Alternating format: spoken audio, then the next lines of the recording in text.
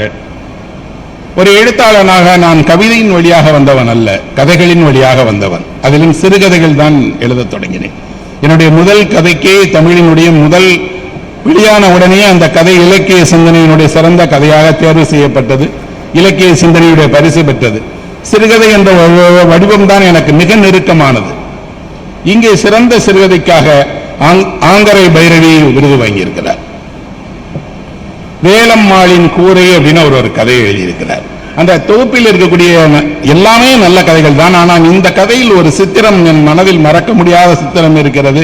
வீட்டின் கூரை எய்வதற்கு ஆள் இல்லாத பெண்கள் வசிக்கக்கூடிய ஒரு குடும்பத்தில் ஒரு ஆம்பளையை கூப்பிட்டு எப்பா கூரை போட்டுக்கிட்டு அவன் வந்து உதவி செய்யவே மாட்டேங்கிறான்.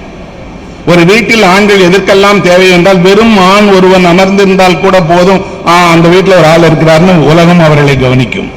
ஆனால் பெண்களாக வாழுகிற ஒரு வீட்டில், அதிலும் வயதான பெண் வாழுகிற ஒரு வீட்டில், அந்த வீட்டில் கூரை ஒழுகுகிறது, மழை காலத்தில் வாழ முடியவில்லை, கூரை மாற்றுவதற்கு ஒருவனுக்கு கூலி கொடுத்து கூப்பிட்டாலும் ஆம்பளை இல்லாத வீட்டில் போய் எப்போ வேணாலும் வேலை செஞ்சுக்கலாம், இப்ப ஏன் செய்யணும்னு கேட்கலாம்.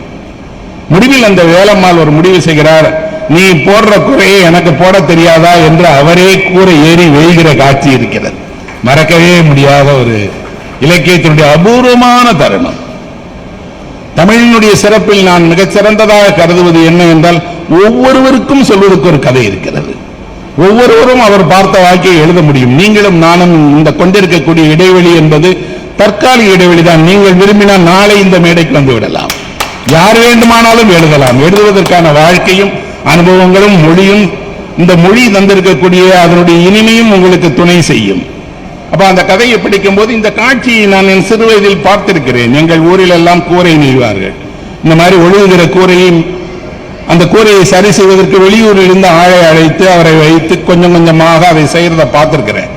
இந்த தலைமுறைக்கு கூரையும் தெரியாது, கூரை வீடும் தெரியாது, இன்னொன்று வீட்டை இப்படி ஒருவர் செய்வதற்காக காத்திருக்க வேண்டும் என்று தெரியாது. அப்படின்னா அவர் ஒரு கதையை அல்ல, ஒரு காலகட்டத்தை, அந்த காலகட்டத்தினுடைய மனிதர்களை, அந்த மனிதர்கள் ஒரு எளிய விஷயங்களுக்கு கூட காத்திருந்ததை எழுதியிருக்கிறார். நல்ல சிறுகதைகளை தொடர்ந்து எழுதுவதற்காக அவருக்கு என்னுடைய மனமிறைந்த பாராட்டுகளை தெரிவிச்சுக்கிறார். அன்னக்குடி என் மண்ணை